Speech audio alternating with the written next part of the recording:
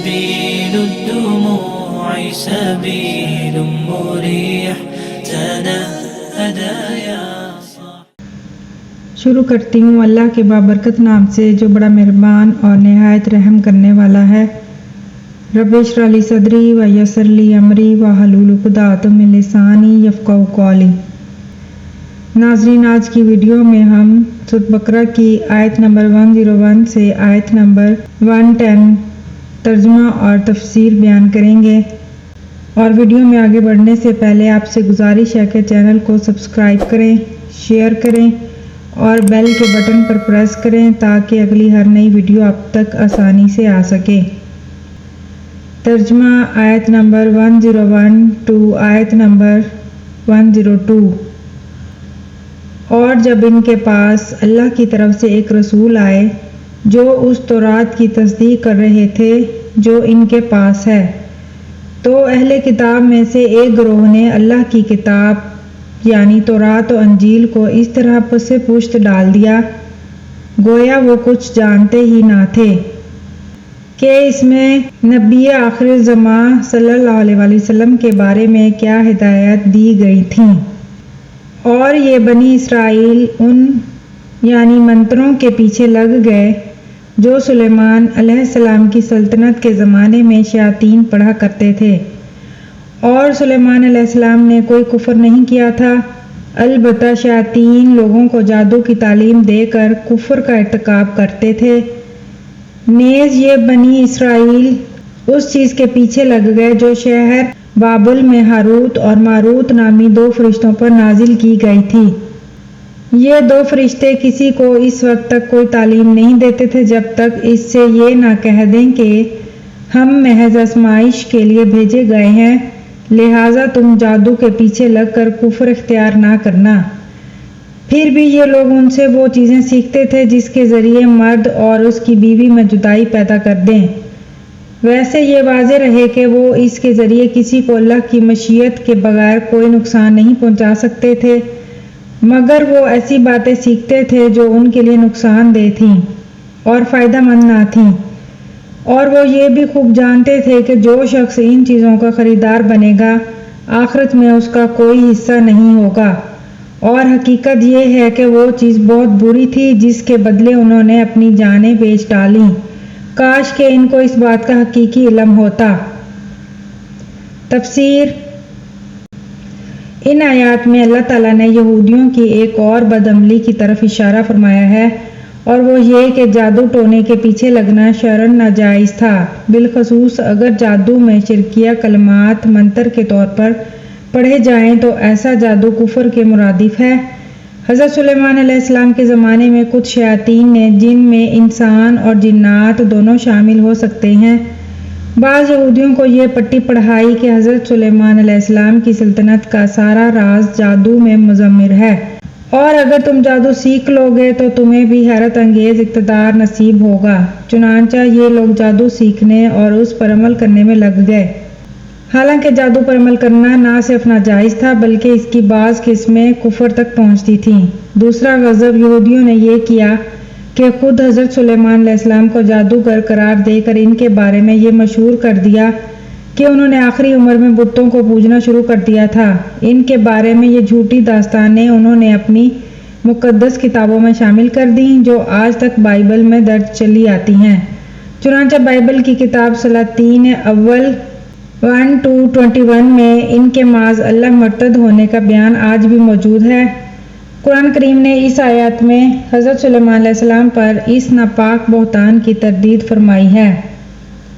اس سے یہ بات بھی واضح ہو جاتی ہے کہ جن لوگوں نے قرآن کریم پر یہ الزام لگایا کہ وہ یہودیوں اور عیسائیوں کی کتابوں سے ماخوذ ہے، وہ کتنا غلط الزام ہے۔ یہاں قرآن کریم صریح الفاظ میں یہود و نصارہ کی کتابوں کی تردید کر رہا ہے۔ حقیقت تو یہ ہے کہ حضرت صلی اللہ علیہ وآلہ وسلم کے پاس ایسا کوئی ذریعہ نہیں تھا جس سے وہ یہ خود معلوم کر سکتے کہ یہودیوں کی کتابوں میں کیا لکھا ہے۔ اس بات کا علم آپ کو وحی کے سوا کسی اور راستے سے نہیں ہو سکتا تھا، لہٰذا یہ آیت بذات خود آپ کے صاحب وحی رسول ہونے کی واضح دلیل ہے۔ آپ نے نہ صرف یہ بتلایا کہ یہودیوں کی کتابوں میں حضرت سلیمان علیہ السلام پر کیا بہتان لگایا گیا ہے، بلکہ اس قدر جم کر اس کی تردید فرمائی ہے۔ بابل عراق کا مشہور شہر تھا۔ ایک زمانے میں وہاں جادو کا بڑا چرچہ ہو گیا تھا اور یہودی بھی اس ناجائز کام میں بری طرح ملوث ہو گئے تھے۔ انبیاء کرام اور دوسرے نیک لوگ انہیں جادو سے منع کرتے تو وہ بات نہ مانتے تھے۔ اس سے بھی خطرناک بات یہ تھی کہ لوگوں نے جادوگروں کے شعبدوں کو معجزے سمجھ کر انہیں اپنا دینی مقصد بنا لیا۔ اس موقع پر اللہ تعالیٰ نے اپنے 2 فرشتے جن کا نام ہاروت اور ماروت تھا دنیا میں انسانی شکل میں بھیجے تاکہ وہ لوگوں کو جادو کی حقیقت سے آگاہ کریں اور یہ بتائیں کہ خدائی معجزات سے ان کا کوئی تعلق نہیں ہے۔ معجزہ براہ راست اللہ تعالیٰ کا فعل ہے جس میں کسی ظاہری سبب کا کوئی دخل نہیں ہوتا۔ اس کے برعکس جادو کے ذریعے جو کوئی شعبدہ دکھایا جاتا ہے وہ اسی عالم اسباب کا ایک حصہ ہے۔ یہ بات واضح کرنے کے لیے ان فرشتوں کو جادو کے مختلف طریقے بھی بتانے پڑتے تھے تاکہ یہ دکھایا جا سکے کہ کس طرح وہ سبب اور مسبب کے رشتے سے منسلک ہیں، لیکن جب وہ ان طریقوں کی تشریح کرتے تو ساتھ ساتھ لوگوں کو متنبہ بھی کر دیتے تھے کہ یاد رکھو یہ طریقے ہم اس لیے نہیں بتا رہے ہیں کہ تم ان پر عمل شروع کر دو، بلکہ اس لیے بتا رہے ہیں کہ تم پر جادو اور معجزے کا فرق واضح ہو اور تم جادو سے پرہیز کرو۔ اس لحاظ سے ہمارا وجود تمہارے لیے ایک امتحان ہے کہ ہماری باتوں کو سمجھ کر تم جادو سے پرہیز کرتے ہو یا ہم سے جادو کے طریقے سیکھ کر ان پر عمل شروع کر دیتے ہو۔ یہ کام انبیاء کے بجائے فرشتوں سے بظاہر اس بنا پر لیا گیا کہ جادو کے فارمولے بتانا خواہ وہ صحیح مقصد سے کیوں نہ ہو انبیاء کرام کو زیب نہیں دیتا تھا۔ اس کے برعکس فرشتے چونکہ غیر مکلف ہوتے ہیں اس لیے ان سے بہت سے تکوینی کام لیے جا سکتے ہیں۔ بہرحال نافرمان لوگوں نے ان فرشتوں کی طرف سے کہی ہوئی باتوں کو تو نظر انداز کر دیا اور ان کے بتائے ہوئے فارمولوں کو جادو کرنے میں استعمال کیا، اور وہ بھی ایسے گھناؤنے مقاصد کے لیے جو ویسے بھی حرام تھے، مثلاً میاں بیوی میں پھوٹ ڈال کر نوبت طلاق تک پہنچا دینا۔ یہاں سے جملہ مقرضہ کے طور پر ایک اور اصولی غلطی پر متنبہ کیا جا رہا ہے اور وہ یہ کہ جادو پر ایمان رکھنے والے یہ سمجھتے تھے کہ جادو میں بذات خود ایسی تاثیر موجود ہے جس سے مطلوبہ نتیجہ خود بخود اللہ کے حکم کے بغیر بھی برآمد ہو جاتا ہے، گویا اللہ چاہے یا نہ چاہے وہ نتیجہ پیدا ہو کر رہے گا۔ یہ عقیدہ بذات خود کفر تھا، اس لیے یہ واضح کر دیا گیا کہ دنیا کے دوسرے اسباب کی طرح جادو بھی محض ایک سبب ہے اور دنیا میں کوئی سبب بھی اپنا مسبب یا نتیجہ اس وقت تک ظاہر نہیں کر سکتا جب تک اللہ کی مشیت اس کے ساتھ متعلق نہ ہو۔ کائنات کی کسی چیز میں بذات خود نہ کسی کو نفع پہنچانے کی طاقت ہے نہ نقصان پہنچانے کی، لہٰذا اگر کوئی ظالم کسی پر ظلم کرنا چاہتا ہے تو وہ اللہ کی قدرت اور مشیت کے بغیر کچھ نہیں کر سکتا۔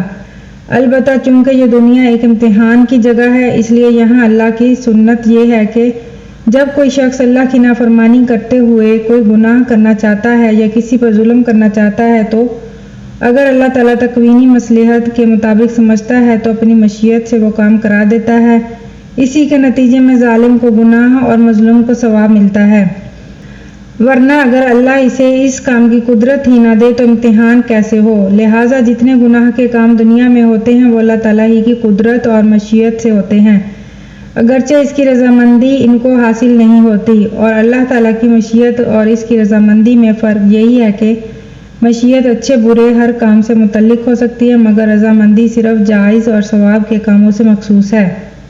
اس آیت کے شروع میں تو یہ کہا گیا ہے کہ وہ یہ حقیقت جانتے ہیں کہ جو مشرکانہ جادو کا خریدار ہوگا اس کا آخرت میں کوئی حصہ نہیں، لیکن آیت کے آخری حصے میں فرمایا ہے کہ کاش وہ علم رکھتے، جس کا مطلب یہ ہے کہ انہیں اس حقیقت کا علم نہیں ہے۔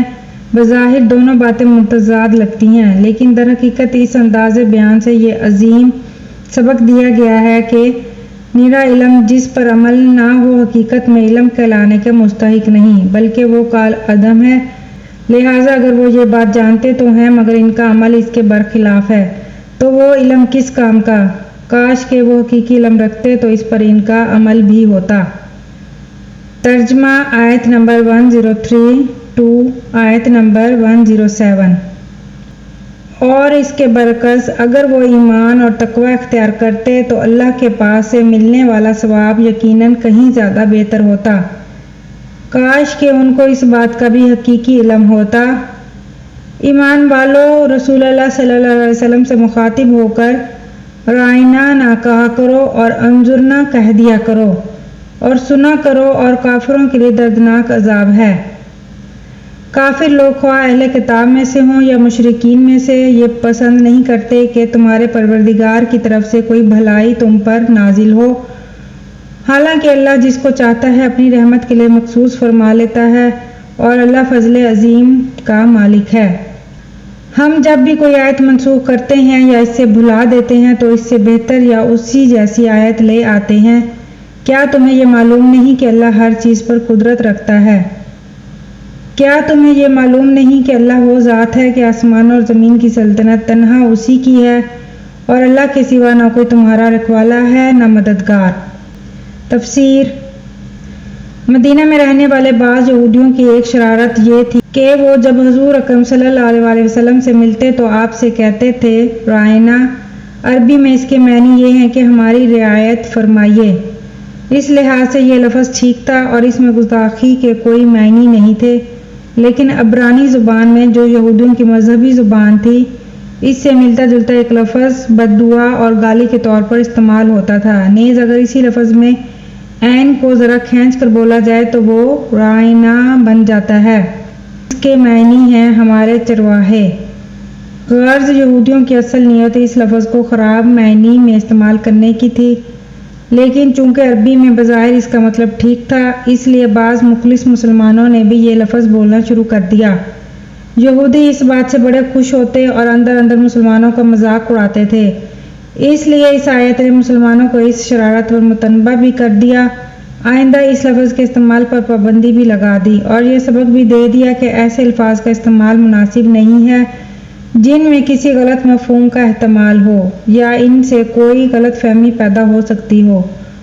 نیز اگلی آیت میں اس سارے عناد کی اصل وجہ بھی بتا دی کہ در حقیقت ان کو یہ حسد ہے کہ اللہ تعالیٰ نے نبوت کی نعمت حضرت صلی اللہ علیہ وسلم کو کیوں عطا فرما دی ہے۔ رائنا کے بجائے انظرنا کا لفظ سکھا دیا کیونکہ اس کے معنی ہے ہم پر شفقت کی نظر فرمائیے، اس میں کسی اور معنی کا احتمال نہیں۔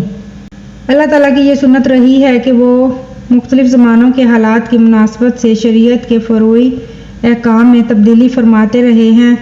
اگرچہ دین کے بنیادی عقائد مثلاً توحید، رسالت، آخرت وغیرہ ہر دور میں ایک رہے ہیں، لیکن جو عملی احکام حضرت موسیٰ علیہ السلام کو دیے گئے تھے ان میں سے بعض حضرت عیسیٰ علیہ السلام کے دور میں تبدیل کر دیے گئے، اور حضرت صلی اللہ علیہ وسلم کے زمانے میں ان میں مزید تبدیلیاں واقع ہوئیں۔